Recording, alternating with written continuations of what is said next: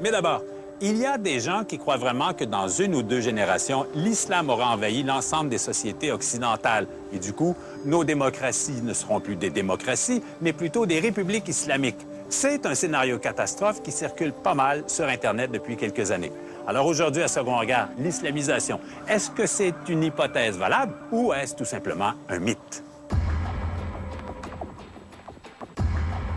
Vous vous asseyez à votre ordinateur, vous mettez vos lunettes, ouvrez vos courriels, cliquez sur un lien envoyé par une connaissance et là, vous n'en croyez pas vos yeux.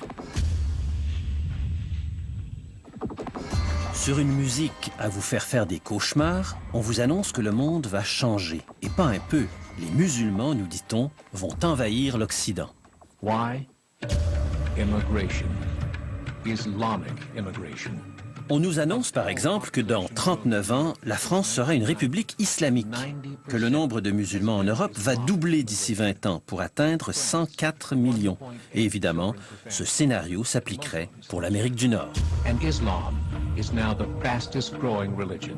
Je me suis rendu compte que c'était une évidence, cette idée d'islamisation, pour une grande proportion de la population. Tout simplement, j'ai voulu savoir si c'était vrai.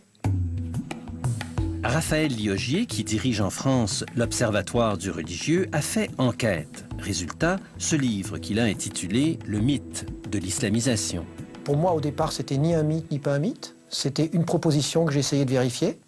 Mais il se trouve que, oui, c'est un mythe. Un mythe repose sur des faits, mais des faits qui sont interprétés autrement, qui sont interprétés dans le sens de, en l'occurrence, là, notre obsession. Cette obsession dont parle Raphaël Liogier serait due non seulement à une fausse perception, mais avant tout à une mauvaise lecture des faits, en l'occurrence des chiffres. On parle ici de natalité, d'immigration, de conversion. Là, j'ai dû y plonger pendant au moins 6 mois, justement, pour essayer de vérifier, de comprendre. Et je me suis rendu compte que ces chiffres, alors, tout simplement, là, sont faux. C'est-à-dire qu'ils relèvent du pur fantasme. Du pur fantasme, dans 50 ans, l'Europe sera musulmane, etc. Globalement, à l'échelle planétaire, la proportion du nombre de musulmans par rapport au nombre de chrétiens, si on tient compte des évangéliques, est en décroissance. C'est-à-dire qu'il y a un accroissement, mais la part relative des musulmans et des chrétiens est à l'avantage des chrétiens dans l'évolution à venir. Sami Aoun est politologue, professeur à l'université de Sherbrooke, très branché sur les idéologies du monde arabe. Pour lui aussi, ces démonstrations pseudo-scientifiques faussent la réalité. Cette démonstration, elle n'est pas vraiment objective. C'est un mythe au sens de l'exagération et de la surdramatisation. Mais le constat nous dit que oui, l'islam est en progression dans les sociétés européennes et dans les sociétés de l'Amérique du Nord.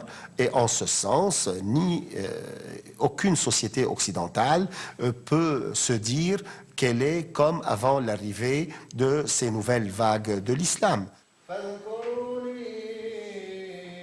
Mais cela ne fait pas de l'islam une religion dominante au sens qu'il va imposer ses idéaux et ses valeurs sans une symbiose ou une interaction avec les valeurs et les idéaux de la modernité. Autrement dit, il n'y aurait pas de menace immédiate ni à long terme d'un déferlement migratoire ou d'un djihad nataliste qui envahirait l'Occident. D'ailleurs, le taux de fécondité des musulmans, qu'ils soient installés en Occident ou qu'ils vivent dans leur pays, ce taux de fécondité baisse depuis des décennies.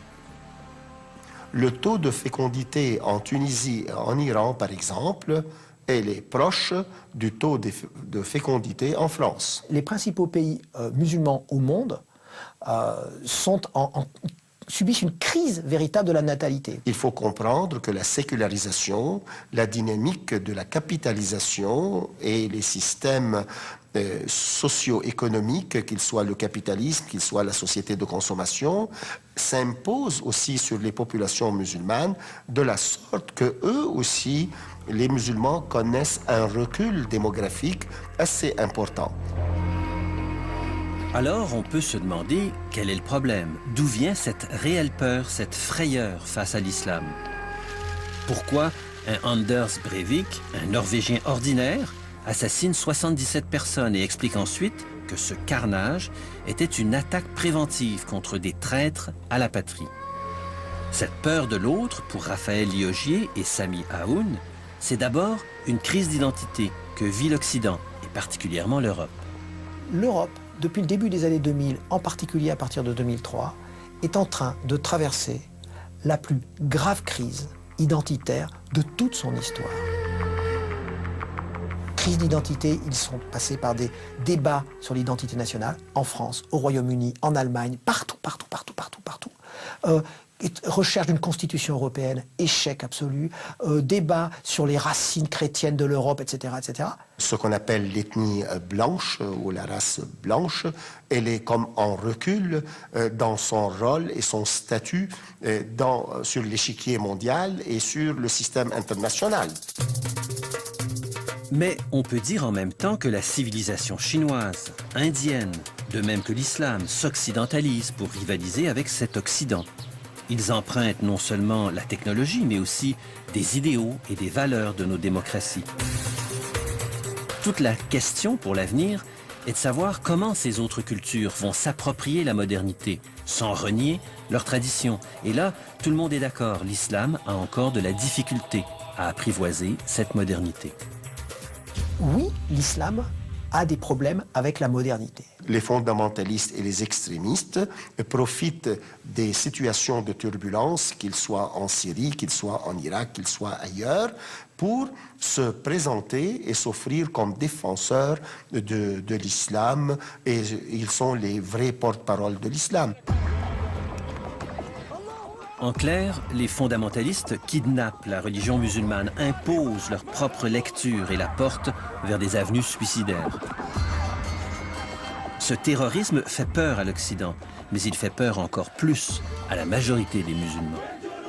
Si on ne comprend pas qu'il y a un débat et en profondeur en terre d'islam avec l'intelligentsia musulmane, les populations musulmanes, qui voient dans ces dérapages quelque chose qui n'est pas représentatif ni de leur histoire, ni de leur idéal coranique projeté, alors ici on fait fausse route. Alors si on veut aider à ce que ça aille plus vite, à ce que les musulmans fassent leur modernisation, il faut aider ceux qui sont modernistes, ceux qui travaillent dans ce sens, mais pas aller conforter, en raison de notre peur de l'islamisation, l'interprétation littéraliste, justement, des djihadistes.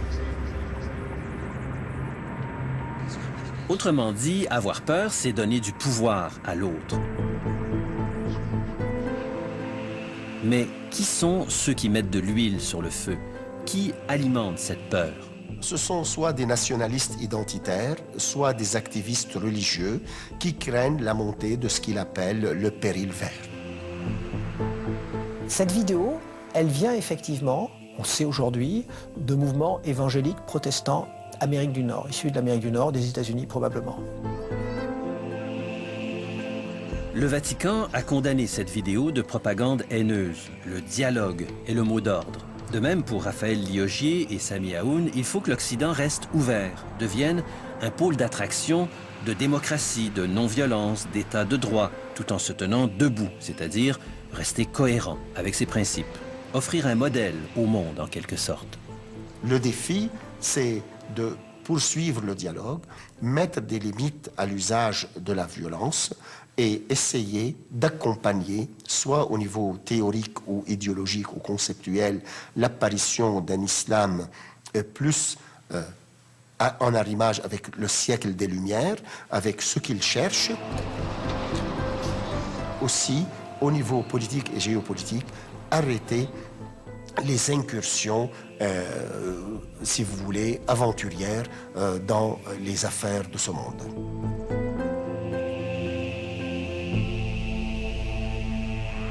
Restez avec nous tout de suite après la pause. Albert Jacquard, le Big Bang, Dieu et l'amour.